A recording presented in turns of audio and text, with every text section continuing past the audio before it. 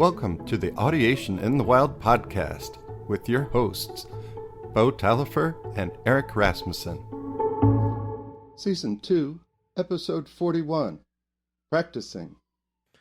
Okie dokie, Eric. We're going to talk about practice today, which in a way we always are talking about practice, but more specific practice techniques. I came up with this acronym several months ago to just distill what I consider to be some of the best techniques you can apply when learning music. But this list is not music specific per se. These are useful techniques for studying pretty much anything, actually, whether it's a motor skill or something more intellectual like math or a language or something like music. This acronym that I came up with is called DEVILS. Which is kind of funny. The devil's in the details. Yeah, maybe so. So let's do a flyby of this, and we can talk about how we'll go through each one of these, and maybe along the way we'll talk about how to incorporate this with instrumental practice, or it doesn't even have to be instrumental practice. Actually, it could be vocal. But so we start with D, and the D stands for distribution. So there is a mountain of evidence in all kinds of fields of learning, whether it's mathematics, motor skills, music, just on and on, language acquisition, that exposing yourself to information in wide spaced out intervals will generally lead to better retention than cramming things close together. And most people know this, actually. I mean, this is why most people know that cramming is not a good idea for long-term retention. Now, if you have a test tomorrow, cramming is a great idea. But if you want to remember that for 6 months, 4 hours of cramming and staying up all night tonight and then doing nothing for the next few months is a horrible idea. You will forget most of what you learned. So let's talk about this in the context of music. So let's say, and Eric is going through this right now because he's cramming a bunch of tunes in his mind. So let's say you wanted to practice a melody, and just for some arbitrary reason, you're not allowed to play that more than 20 times a week. Let's just as a thought experiment. How should you best distribute those practice trials? Should you play the melody 20 times in a row? Should you play it 5 times in a row every other day? Should you, there's a lot of different ways you could approach this. Now, no one's going to deny if you just play the thing 1,000 times a day for the next week. I mean, that's probably going to be good. But there's a point where you humanly don't have enough time, maybe because you don't have enough time, or maybe because you have too much repertoire to learn. Well, you can't just play everything 1,000 times, right? So you got to get more strategic about how you hack things up. And the issue that people have with this in terms of not applying it is that there's this thing that happens when you do something 20 times in a row. Molly Gebrian called it the illusion of mastery. I think Robert Bjork, who's an amazing researcher in this whole field of memories, he calls it something very similar to that. But basically, when you do something a bunch of times in a row, it feels familiar because every time you're exposed to it, you're like, oh yeah, I recognize that. And on an instrument, you might even be playing it physically faster. And the question is, are you going to retain everything that you just did? That's the real issue here. And generally, no. I mean, if you do 20 times in a row, and then wait a week, it's going to be not as good as if you did a few times a day, every single day. And there's a couple explanations for why this is the case. And one of them is just simply sleep.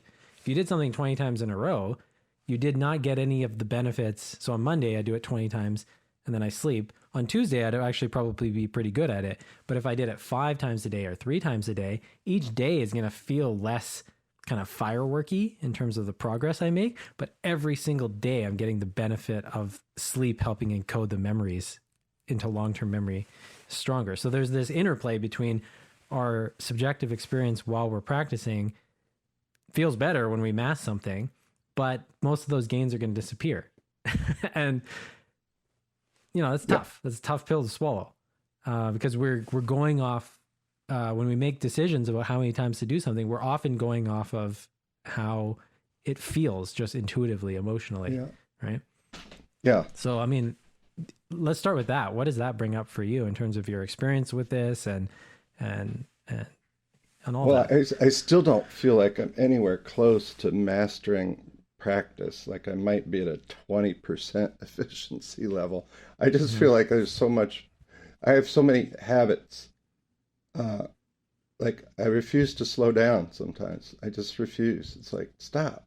Let's take this and break it down a little bit better. Because I played it right a couple times, last week, I should have it, right? So, and I refuse to, like, I can do it. I can do it. I'm going to do it now. And then you don't do it. And it's like, okay, what do I need to do? So, so that's, I'm outing myself a little bit, but at least it's conscious now. Whereas before it was just kind of, I would just jackhammer through anything to get to where I could play something, a difficult line or a rhythm that's driving me nuts. Um, but frankly, my intuition about the question you're asking is I would do 5 the first day, and I would Sure. do 3 or 4 the second day, then I would do 1 the next day or 2, and Hmm. then skip a day or 2, and then do another, or spread that 20 out more that way. Sure. And then maybe you know, the last day of practice would be 2 days before, I don't know what we're aiming for, the gig, or 2 days before I wouldn't play for a couple of Hmm. days. I'm actually on 2 days rest right now, Hmm. which is the first time since, in a month or 5 weeks that I've taken 2 days off. And the point you make is insanely important because there is no answer to the question, what's the best way to practice, unless you add in the piece of information, when do you need to have this retained for? You know, if you need to know this piece in a month, that changes the practice schedule than if you need to know it by tomorrow, or if you need, because it changes how you should distribute Yeah. things, No, right? the tunes that I have now, I have for life. The ones that I Sure. actually have now, they're not going away.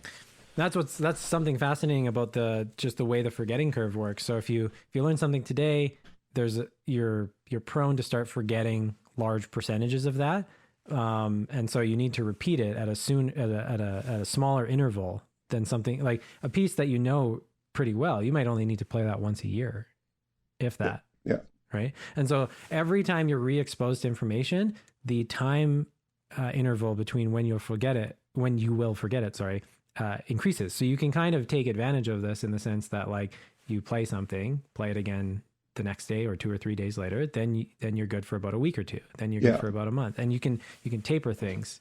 When I say for life, there's like no doubt in my mind I could do this, but I would need a couple iterations before I have to play it on the bandstand. It's not like I could get up on the bandstand a year or two from now without having revisited it for just it's in my audiation. I got to be reminded. It's wired in, but it's not hardwired to my fingers 2 years from now. Yeah, and that's another really good point is that motor memories are extremely prone to decay compared to audiation based memories or intellectual based memories and all that kind of stuff. So these forgetting curves are actually different for motor skills. So I've noticed this on the guitar. Classical guitar is just ridiculous in the sense that some of the motor movements you have to train for certain parts of certain pieces.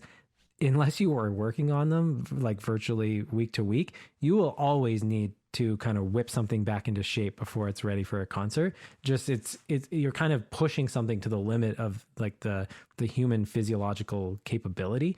And so unless you have that, Yeah, you know, yeah. online, but in general, like when something's in your audiation and you've had a few rounds of, you put a week gap in, then a 3 week gap, and then maybe 6 weeks, and then a couple Hmm. months. Once it reaches that like 6 weeks, 3 month thing, it's virtually just stored in there because what will start happening, and we'll get into this later, is you'll start making comparisons with it, even subconsciously, and that's kind of keeping the memory alive, right? So even if Yeah, you haven't played a certain tune, new things that you'll play will remind you of that, and it keeps the network alive. yeah. And it's funny when you go back to something that you already have really well down, you start recognizing, other tonal patterns that you could have audiated instead of the ones you did.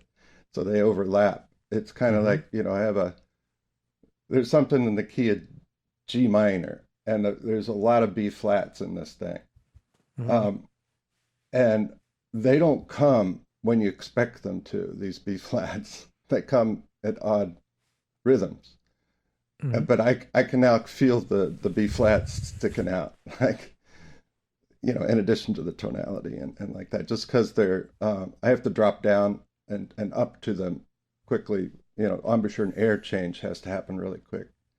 So, it's, you have other things that, like my air, like how to start the sound on a couple of these high B flats I got to play, just like, I got to puff them out right off the bat. You can't, you don't want to miss. You don't want to crack. You can't, so that it's like my body is starting to remember how to, just that perfect amount of air. So, and then like how that gets distributed, it depends on the pieces that I'm working on, I guess, because that's one that's technically more difficult. Audiationally too, in a way, rhythmically that one is, but just be able to nail that B flat right off the bat, no problem. I'm now like I can do that 80% of the time once I'm warmed up. But it's exactly. So this distribution effect, it's a wide umbrella that's cast over all of these kinds of skills. Yeah. All right. What's the E? Well, the last thing I wanted to say is that about distributing is that there are programs available to help you distribute things, but I'm not generally a fan of using them for music, because if you're playing instrumentally, all this stuff is dependent on motor memories. And so these programs that optimally space things out for intellectual memories, they tend to not work very well for music. And I think someone's trying to do it there's an app out there for music, but generally it's like play something, wait 2 or 3 days, play it again, wait a week, play it again, 2 weeks, play it again, a month, you're good. That's the basic formula that I follow. That'll just cut down on all kinds of obsessive tracking about, when should I play this? And it's just like basically a week, 2 weeks, a month, you're good after that. Duolingo's coming out with math and music pretty soon. Oh my God. So I was actually, am I allowed to say this? I actually tried really hard to get that gig. I remember that actually, and it's too bad. The world's going to suffer now that. Well, we're going to see how mad I would have been, because it's going to suck. I guarantee it's going to suck. Something about it will. Yeah, hopefully for the world it doesn't, but but maybe we'll make an episode about it one day. Yeah, when it comes out, for sure, I'm going to be all over it. I'm going to send them a copy of it. Okay, well, we'll move on to E. So E, I've been back and forth. There's two things that have contended for the spot of E in my devil's acronym. I'm going to guess enlightenment. No. Well, you could have elongations. No. It's not music specific. Yeah. The two were elaboration and exercise, but I'm going to actually go with exercise because that was my original one, and elaboration is actually kind of covered in some of the other parts here. And so what am I getting at? There's a lot of research around the fact that if you exercise before or after you learn something, the memory is encoded better. And that's really... You mean like go for a walk? Yeah, it's particularly intense cardio after learning something. And so there's been research around that. There's also research around the fact that if you just sit in silence for 10 minutes after you learn something and not jam... Oh, I could get that. But see, you can do both with exercise. So what I would do is if you're learning something complex, go for like a short 10-minute run or get on the bike for 10 minutes and don't listen to something. Don't listen to a podcast. Don't listen to anything. And you get the benefits of, there's research around silence being good after learning, but also intense cardio. You tend to not get the same dramatic boost in learning when it's just a walk, but just a walk is definitely still a good, but some kind of intense cardio is even better. And exercise just in general is good. There's a study, I forget the researcher's name, where they had kids do gym class before math class, and a control with kids that did math with no physical education around. And the kids that did the exercise first, they just had an easier time concentrating. They were learning better. And so, I mean, that's great to know, you know? And so I've manipulated that a little bit with my own, I try to do cardio after I practice, just if I can. I'm not obsessive about it, but if I know I'm going to try to go for a run one day, I try to I might not do a full blown like hour-long practice session before it, but if there's something that's really important to me, I try to get it in before the cardio. And I mean, why not? It's such a great thing to know about. I mean, and for teachers to know, like, you know, seeing some patterns before kids go for recess and start blasting around on the playground. Maybe that's why kids learn so well. They're just always moving. Yeah, it's true. I got a kid that stands up in the back of the classroom. He won't sit down. And I don't care. He's fine. He just doesn't want to sit down. I don't know what the sitting down part is for him. But he, you know, he's back there. He's squatting. Sometimes he stands up, but he's rocking on his weight on his feet while he's in class.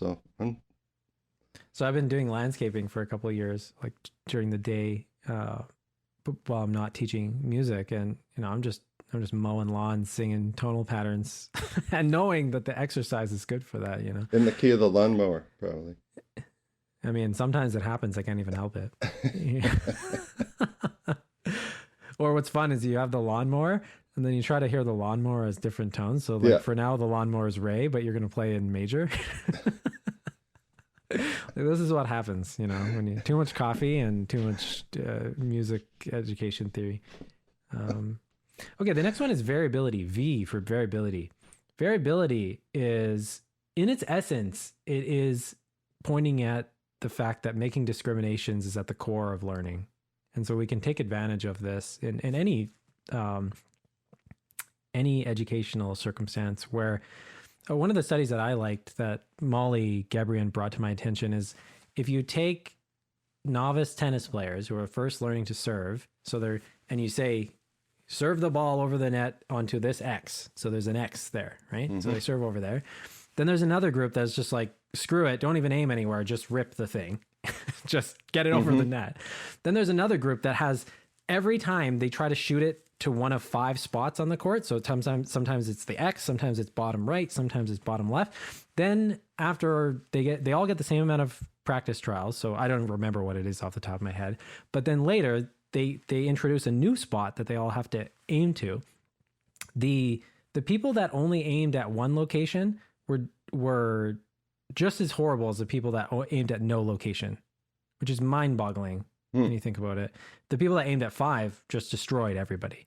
And so there's a lot of, you can get into the rationale to why this is, and we'll talk about how this relates to music in a sense, but the way the brain learns is it makes comparisons. So when the brain, like in the group that did 5 different locations rather than 1, the group that did 1 wasn't learning anything between the practice trials. They just kept aiming at the same spot. But the group that had 5 different ones, when they had to go bottom right of the court, they got a feel for how far and how hard to hit it. And then when they went bottom left or top left in comparison, there's a little bit of a measurement, like a subconscious measurement between the two happening, whether or not they actually were accurate or not in their real throw. Yep. But they got some feedback like, oh, that was way too hard or that wasn't hard enough.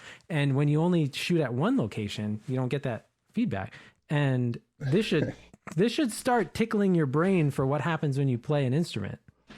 Well, here's what I've been doing. First of all, I had to try to transcribe some stuff because I just couldn't get it by ear. And so by transcribing, I'm getting it by ear, but I'm doing it more like imitation, like stop every 3 notes and sing it and then put it down. So I am getting some audiation practice in there. So it's not dead time just to get it on the page. But then I refer to the page when I need it. But the page is right there. And then I refuse to use the page, right? And then I'll get it so I can do top to bottom without the page, you know. And sometimes it's easy to go through, depends on how difficult the certain sections are or whatever. And then this is the ones I'm most familiar with. Now I watch baseball and play those the tunes. And so I don't have a reference anymore. And Mhm. I'm distracting my brain with something else while I'm playing it and just like let it go because I'm going to be in a new environment when I play the gig. Like I got to just We're have gonna it get be to that more in a like sec. you got to have it right. I, Yeah, yeah. so does So that variability. apply a little bit? This is what you described is actually a mixture of three things that I have on my list. So variability, what Okay. I would say in terms of a technical definition of variability is when you take one skill and try different parameters of that skill. So for example, if we took a tonal pattern, I could play it in different rhythms or in different contexts.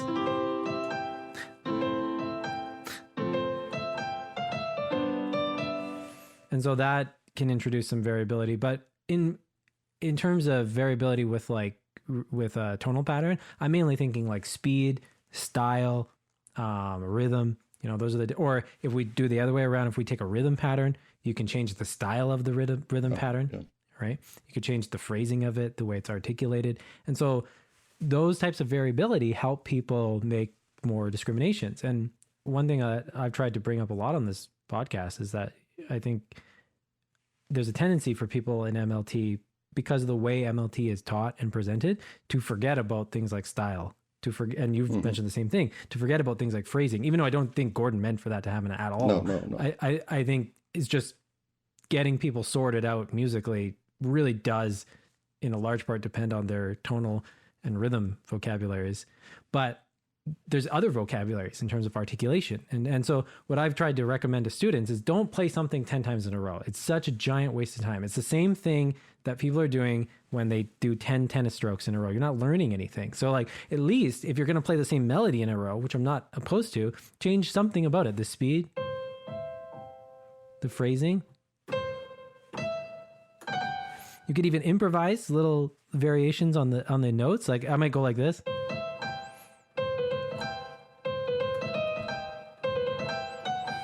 You get all those kinds of variation. And it's amazing, Eric, how much more interesting practice is when not only are you doing that, you know it's educationally beneficial because practice, it turns less into like having a list of things you have to check off. You can take a melody and just like use some creativity with these different techniques. Put the thing through the ringer. How many different ways can you phrase Right, something? How many right. different ways can you?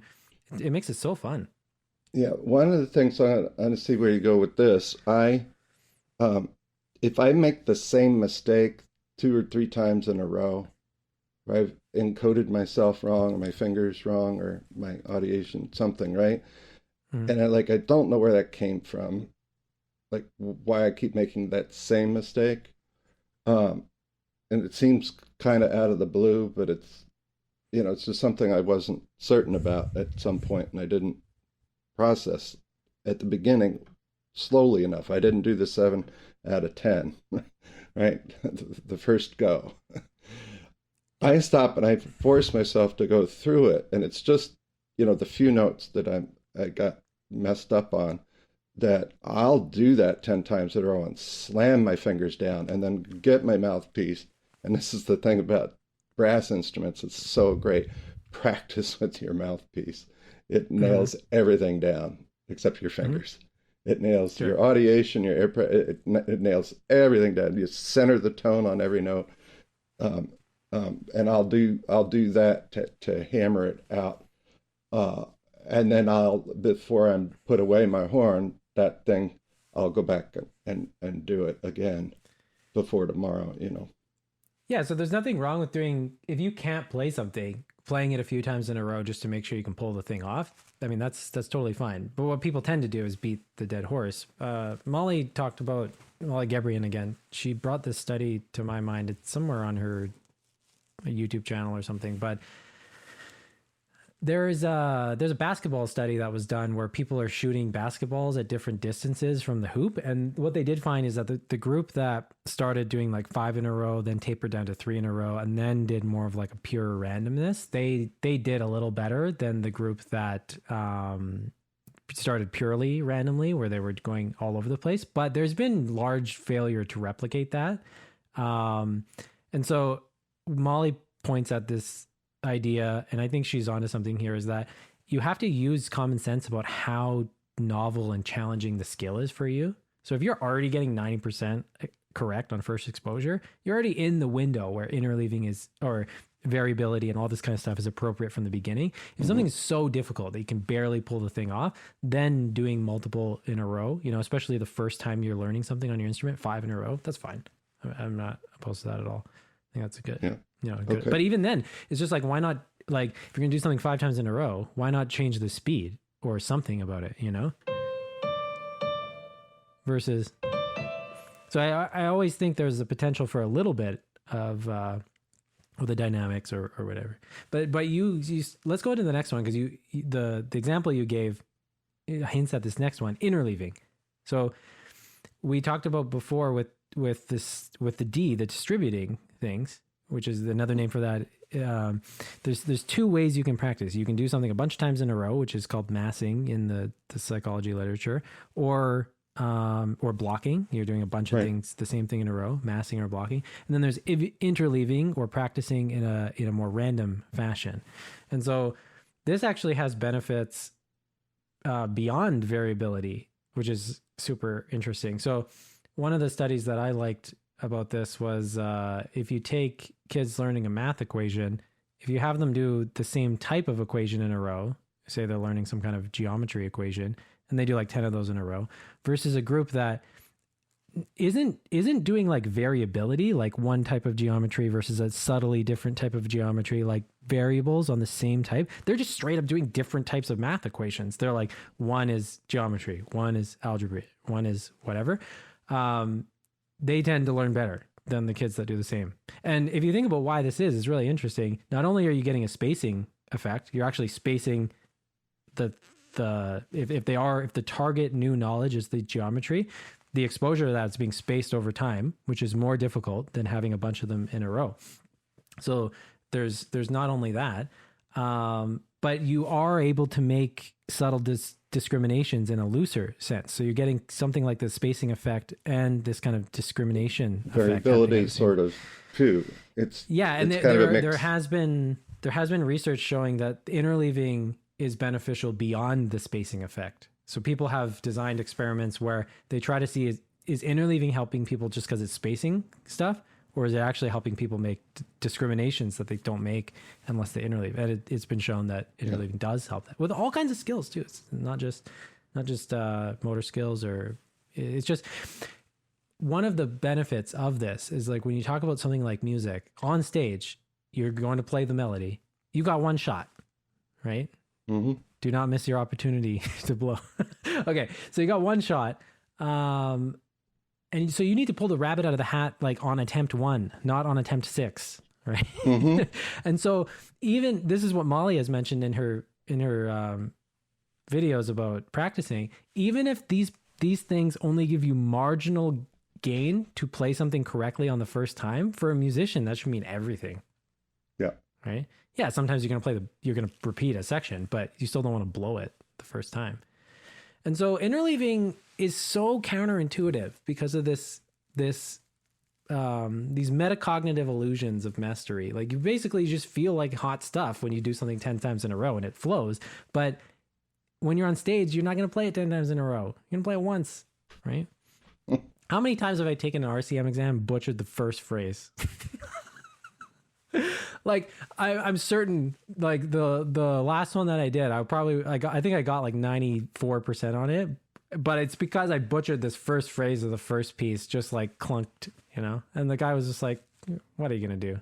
He was just like, sounded great. Obviously it was just like some nerves, but that's the stuff that interleaving helps you with, is that, I like the term, it helps you pull the rabbit out of the hat, just right away. And so I think this is important because we have this message coming in from culture right now that's like, focus, don't fuck around. You got to do the same thing a bunch of times in a row. Be disciplined. But that's not necessarily a good idea when you're practicing. So what Eric was describing is like, sometimes I'm transcribing, sometimes I'm using the sheet music, sometimes it's baseball. Ironically, the baseball, at a certain point, is helping the learning better. Now, I'm not advocating putting Facebook on while you're practicing, but if you can do something in the face of switching contexts like that, you're going to learn it better. Just like how, if someone go from major, minor to mixolydian and still retain what just happened, they're going to be a more skilled musician than someone who could only do something if they were like pinned in major the whole time. When you can, navigating shifts in context is a sign of more robust learning. And so you can actually put those obstacles in your way by interleaving things. I've even done worked on piano stuff and guitar stuff at the same time, and that's why I don't agree with the general recommendation that you should only work on we're going to do LSAs with tonal patterns now, and then next, we'll do that for a couple of weeks, and then we're going to switch to rhythm. That's why I just generally don't agree with that, because there's no support for that in the psychology literature around learning. But by the way, the baseball game's on mute, so I'm not listening to anything. But I am watching and seeing the hits or the defensive plays or whatever. Well, the thing I like about this is it also gives some explanation for why people that seem completely chaotic and unplanned and undisciplined are insane musicians, because they're naturally doing stuff like this. People that create plans where it's like, I do this 10 times, then I move on to this. It seems really disciplined and structured, but it actually defies all of these principles that we're talking about. So the person that seems really air quote disciplined is going against distributing. Who knows, maybe they're exercising because they're so disciplined, but they're not doing variability necessarily. They're not doing interleaving. They might not be doing the next one I'm going to recommend anyway. So I find that so interesting, because it's so counter-cultural, because our cultural message right now is be disciplined, make a plan, don't screw around. But I mean, this is why you end up with I bet you half the jazz musicians in the world have ADHD. Yeah, I don't know what's intuitive now or not, because we've talked about stuff for 2 years. I don't know why I practice the way I practice, other than that this is slowly seeping into my consciousness and awareness at some level. So now I know I'm being more effective. But on the other hand, it's I can't let go of all the things that helped me get to this point over the last 50 years. Yeah, and by the way, I've done these experiments. It's wild to actually run the experiments yourself. I've tried playing something 100 times in a row, like a melody, and then I'll take another melody that's of similar, what I think to be similar motor skill difficulty and audiation difficulty, and I'll spread it 20 times per day, or I'll do 7 times a day, 3 times every day of the week. There's no doubt that outperforms doing it 100 times in a row. It's just not even, but even though that, you still feel like the 100 times in a row is stronger. The illusion doesn't go away just because Yeah. No. But again, you got to use some discernment here, because if you're recording right now, and you can't play this lick, play it 100 times in a row, then record it. That's going to help you. So I'm not against the cramming. It's just most of the time, we actually want long-term retention. So if you're about to get on the bandstand, there's one part you suck at. Go cram that for 20 minutes before you go on stage. That's okay. Totally. Okay, now we're on to L. We're almost at the end of this. Location. So one of these other cultural messages is, when you study, you got to find a nice quiet place and study there every day. And, that's your spot, and you'll build a relationship with that. The research shows that studying in different locations actually outperforms that, especially when you need to produce the knowledge in a location that's not your study area. And so that's kind of interesting, because and I think this is one of the reasons among many why my wife thinks I'm nuts, is because sometimes I'm playing guitar in the bathroom, sometimes I'm on my porch, sometimes I'm in my actual music studio. But there is benefit to playing in different locations. And you might even notice this yourself, Eric. Can you remember being on the bandstand in a specific situation and just very clearly playing a certain tune? Do you have certain memories of being in certain spots playing certain tunes? Oh yeah.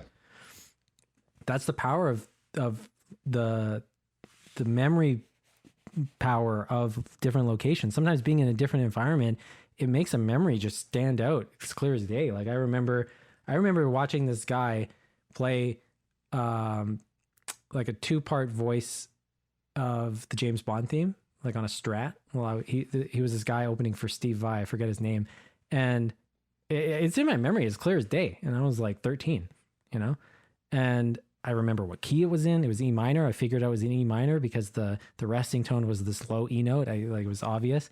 And I didn't have those words to describe it, but I knew that was what was going on. And that memory is now just seared in there because it was outside of my normal environment. And so that's why I'm a big fan of like singing tonal patterns, like while you go for like a walk around your neighborhood or whatever. And even with this landscaping thing I was telling you about before, I can remember singing certain patterns while mowing certain lawns. Yeah, I can totally and so get that. This is just like free encoding. Like just change where you are, just in different spots, and it goes for all kinds of learning.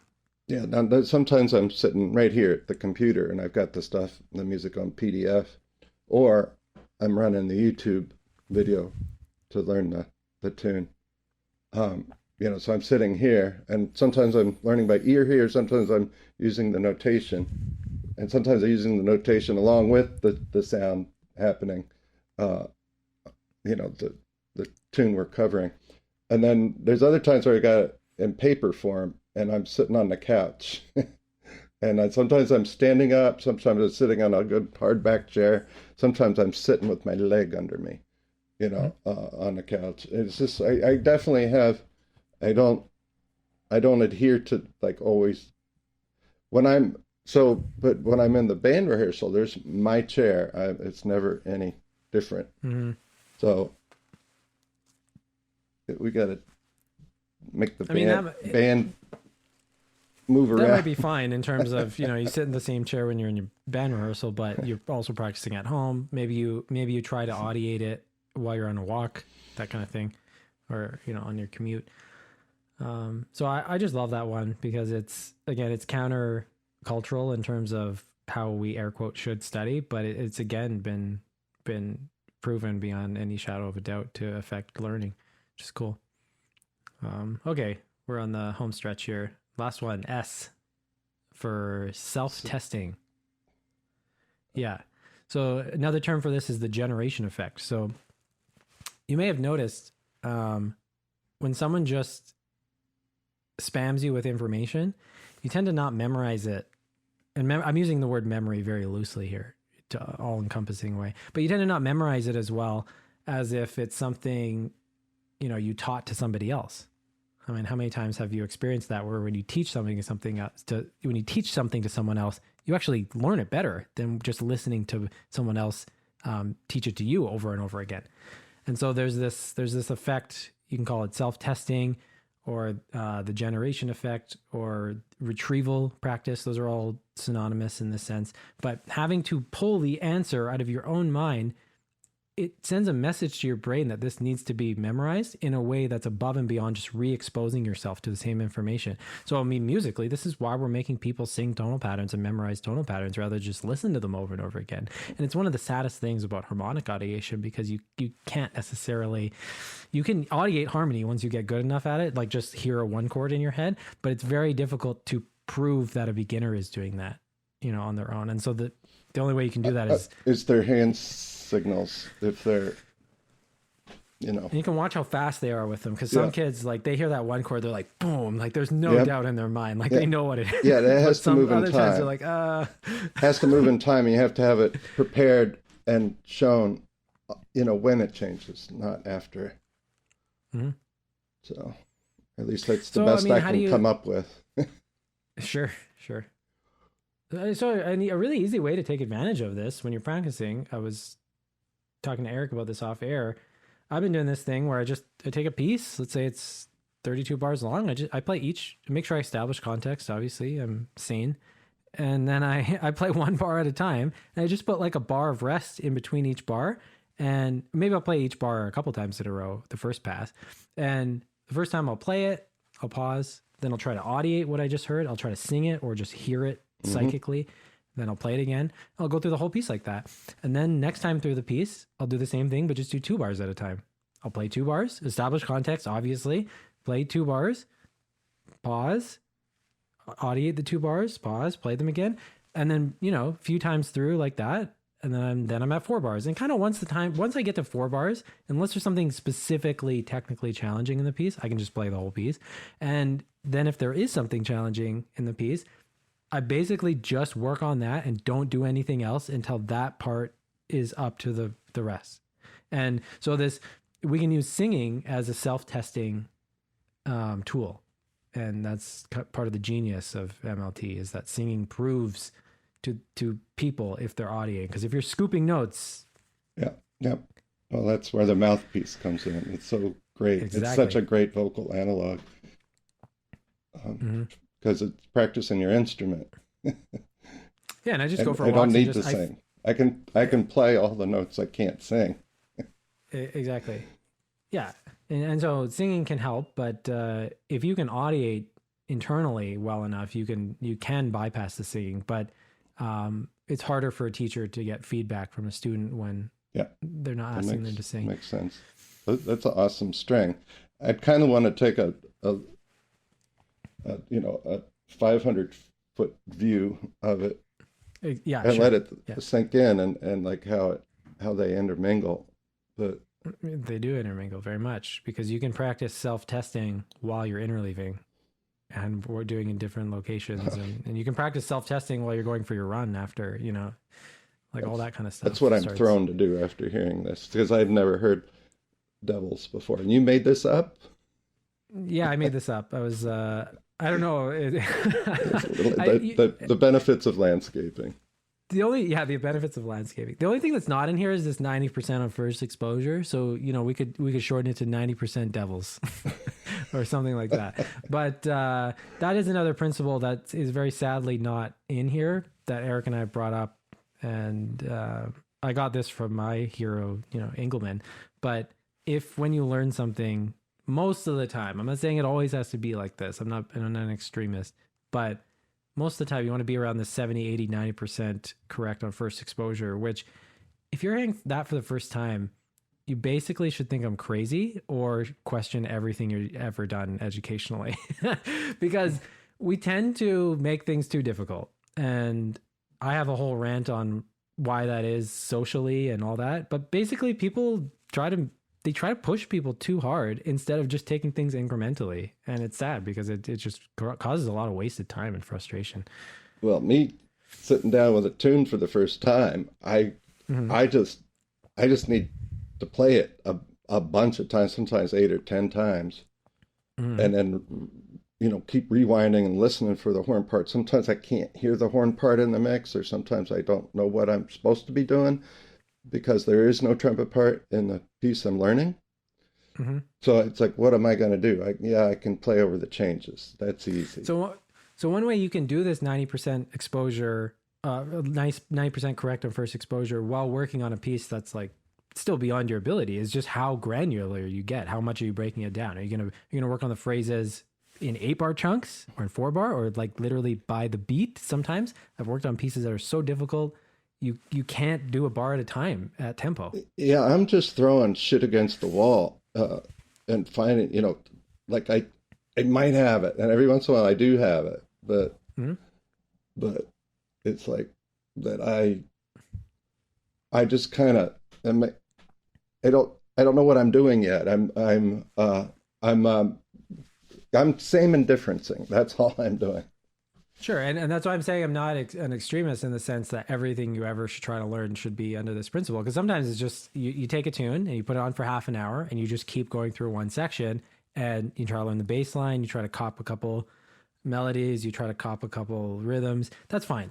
I'm not against that. But I'm more speaking like from 500 feet or 30,000 feet, however you want to put it, that if you have a student that's unmotivated by practice, or if you yourself are unmotivated, you should check in on how much correct you're getting per trial, because that is intimately linked with your feeling of motivation and self-efficacy and stuff like that. So if you're in a good mood and you're just like, fuck it, I don't care if I like crash and burn here, let's just go through this section a bunch of times, good, you can still do all this other stuff. But yeah, this 90% on first exposure is literally that becomes like a secondary term of my practice. Like after I throw up, Right. It's time to go back to the dinner table. It's also a way of gauging what you're going to retain That's accurately. a terrible analogy, but yeah, but I've done things where I learn a piece a bar at a time, and I learn one note from each bar. So that's 90% correct on first exposure. Then I play the first two notes of every bar. So I play two notes, and then the rest of the bars. Yeah, I don't know what the notes are though. That's my thing. I gotta audiate on the first go, and I can't. It's like just, yeah. I work myself down through imitation, and then sometimes even worse. Where I'm just guessing. Sure, yeah. And so all of these principles they interlap. They interlock with each other, but what's important to know is some of these actually, if they're used at the same time, cause problems.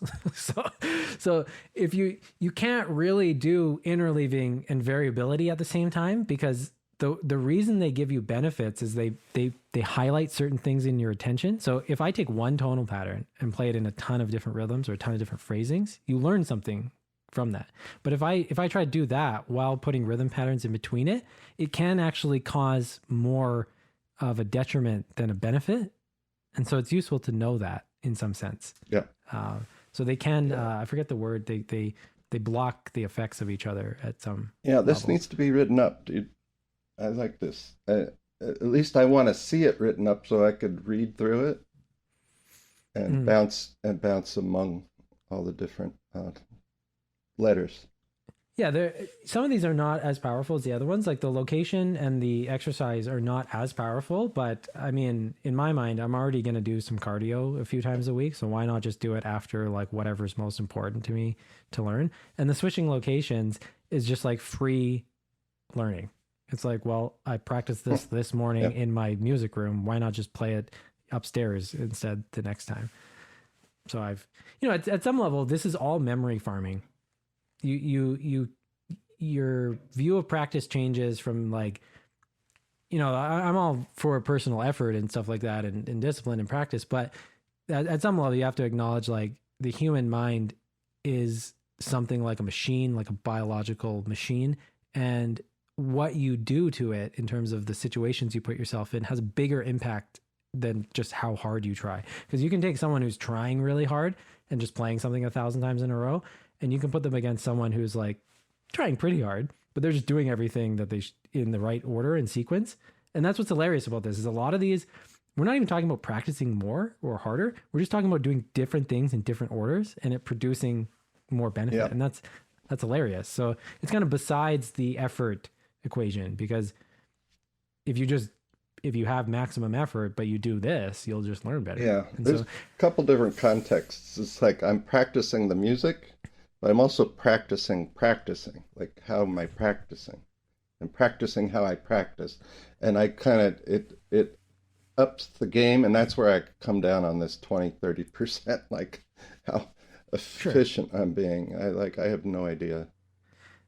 Well, and that's when your relationship with practice changes. Practice goes from being something like that you have to endure to be able to play something versus like an actual laboratory where you can run experiments. You can I encourage you to run these experiments. If you're convinced that playing something 120 times in a row is better than 5 times in a row for 4 days, run the experiment. Try to learn 5 different melodies and learn them, say 10 melodies, do half one way, half the other.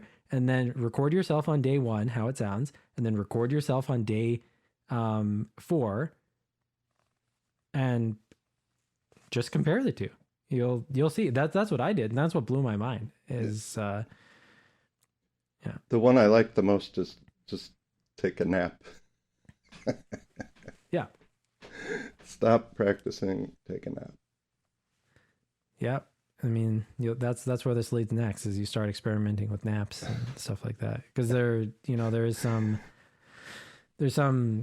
credence to, there's some support to the idea that, once you get a certain amount of repetitions of something in, I'm not going to tell you an exact number because it depends how challenging something is for you. There's not really a point in playing it more until you go to sleep. Yeah. If I had to pick one point Molly made in her episode, it's that your brain doesn't grow when you're practicing.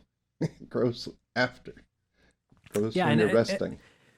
actually, we forgot to mention this in the distribution effect. If you're playing something multiple times a day can be a good idea, about 3 times a day, but you want to have an hour minimum between that. So if, let's say you were going to play something 10 times a day, split it into a few times a day with an hour break in between each of those. Something about the hour break, Molly goes into this more in depth on long-term potentiation, how the brain's, literally sending physical materials to make that part of the brain memory stronger, part of the memory stronger. But an hour long break in between is very good. So idea we got to feed all this information into AI and make my schedule for my life. Here's my goal. I want to be able to play with Freddie Hubbard and Wayne Shorter.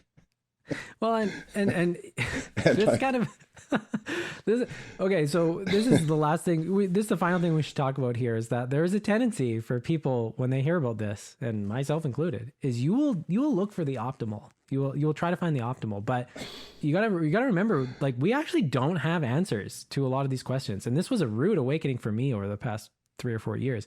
Is I wanted answers to these questions, Eric. Like, how many reps should I do? And all this kind of stuff. How many reps, how much time? Yeah. They don't have the answers. The researchers don't have the answers to these questions for musicians. So if you're looking for the optimal schedule, you got to be careful, because you can, in a sense, drive yourself crazy, because there isn't an optimal schedule right now. Who says I'm not already there? And so my recommendation to people whenever I talk to people about this is, if you are doing these things and you're practicing like for a good amount of time each day, you're going in the right direction, and you got to start running little experiments for yourself to see what works better. But the optimal can be the enemy of sustainability, in a sense. Yeah. I'm going to throw this out as just a tidbit. There's a documentary on Wayne Shorter that I think came out just recently, or at least it's available to me now. It's on Amazon Prime, called Zero Gravity, and boy, is it good. And there was one that just happened on PBS, Max Roach, and boy, is that good. And the two go together. And in fact, they both are in each other's documentary, of course, because they're both way forward-leaning people of their era. Making their own thing, doing their own thing despite any other pull. Just Wayne's. If you've ever tried to play any of Wayne's tunes, just have a look at the progressions in there, and great. That'll make you do a double take. Yeah, and the way they get described and hacked apart by I forget who the guy is that does that. That he's a real nerd. It's really cool to see where the blues pops its head up, because he says if it ain't the blues, it ain't jazz. It's pretty much what he says. So anyway, that's great. That's great. Thank you, Beau. Have fun with these. Maybe just introduce one of them into your. I mean, even if you introduce interleaving and distribution, you're a long way there. Like you've got a lot going on. Yep. And this gets really fun when you start doing this to your students on purpose, because if you're in a 30-minute lesson, you can take advantage of this stuff in a 30-minute lesson. You can distribute things a little bit and interleave them a little bit and make sure that they're pulling things from your memory. Like when you ask them, if we played a song a few times and then I took 10 minutes break doing something else, when you play it the next time, depending on where they are, don't play it for them first. See if they can pull it from their memory. Now, if you know they can't do it, then play it for them. Yep. But if you have a feeling they could do it, and they're going to be successful, make them start the song before you just give them the example of it, because that's the self-testing. That's a generation effect, Yep. And so this is so fun as a teacher. Yeah, it's like when you stop singing and let the kids sing on their own, and when you see them all stop because you're not singing. Yeah, it's a clue. Yeah. So I mean, it would be fun if anyone does try to use these techniques. It'd be interesting to hear your experience of how they work, or how, if you have success or challenges implementing them.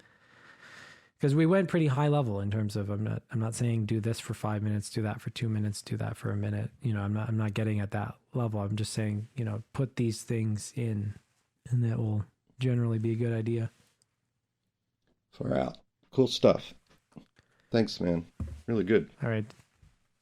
Have a great week, everyone.